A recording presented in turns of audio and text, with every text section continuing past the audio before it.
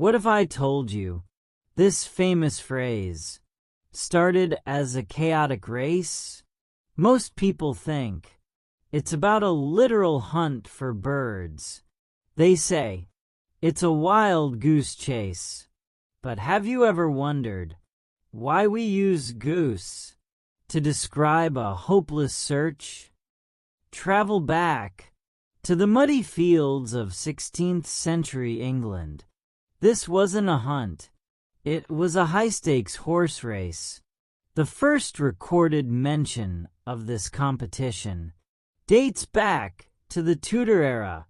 It was a test of pure skill and ego. One lead rider would take off, and the others had to follow exactly in his tracks. If the leader turned left, you turned left.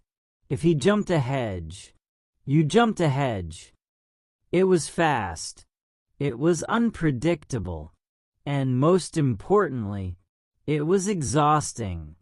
The riders looked like a flock of wild geese in the sky, shifting, twisting, and never flying in a straight line.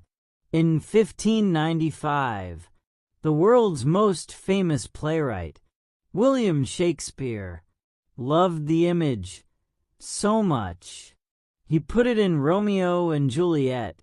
He used it to describe a mental battle, a chase, where the mind goes in circles and leads nowhere. But why don't we see this race today? By the late 19th century, the wild goose chase as a sport faded away. Why? Because people wanted clear rules. They wanted a fixed finish line and a clear winner. The race was too chaotic for modern sports, but the feeling of it, that frustrating, circular, never-ending journey, stayed with us forever. That is where wild goose chase comes from.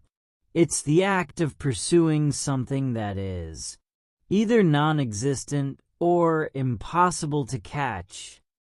Today, it's used for everything, from looking for a lost file on a computer to chasing a dream that keeps changing.